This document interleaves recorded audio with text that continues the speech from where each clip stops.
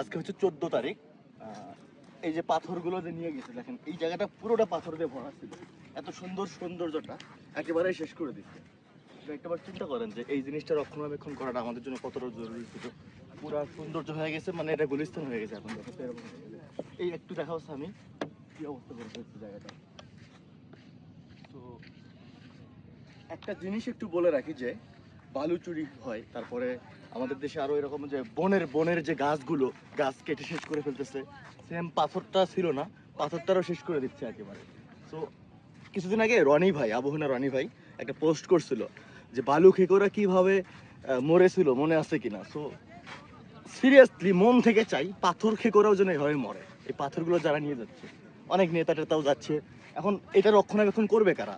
প্রশাসন অথবা স্থানীয় এলাকার যারা, এখন যেহেতু প্রশাসন একটু দুর্বল, স্থানীয় নেতারাই তো এটার রক্ষণাবেক্ষণ করবে। তা না করে যেটা হচ্ছে তারাই, সেই নেতারা, বিভিন্ন দলীয় নেতারা, তারা কিন্তু এটার সাথে ইনভলভ। ওই যে কোত্থেকে জানি এআই দিয়ে না কি দিয়ে ছবি ভাইরাল করছে যে পাথর রক্ষা করছে, কয়টা জানি টেবিলের উপর রাখছে না, এত এত পাথর। এখানে এক জায়গা থেকে তো অতগুলো পাথর আসবে, ট্রাকে ট্রাকে পাথর নিয়ে যেয়ে আপনারা কয়েকটারে ধইরা দেখাইতেছেন যে পাথর ব্যাক করা হচ্ছে। আমরা চাই এই জিনিসগুলো রক্ষণাবেক্ষণ হোক, আমাদের এই সুন্দর দেশটায় মানুষ আরো বেশি বেশি আসুক, আমাদের এই সৌন্দর্য আমরা রক্ষা করি। এবং হ্যাঁ, সো আমাদের ওনারা বোঝাতে যাচ্ছে যে পাথর আছে এটা বলেন, যে ওইদিকে পাথর আছে এটা বলতেছে, কিন্তু এই জায়গাটা শেষ করে ফেলছে, পুরোটা যে ভরপুর ছিল। সো আমরা চাই এই সৌন্দর্যটা আমরা যেন রক্ষা করি, এবং এটা যেন আমাদের মানুষকে যেন আমরা পর্যটকদেরকে যেন দেখাতে পারি। ঠিক আছে।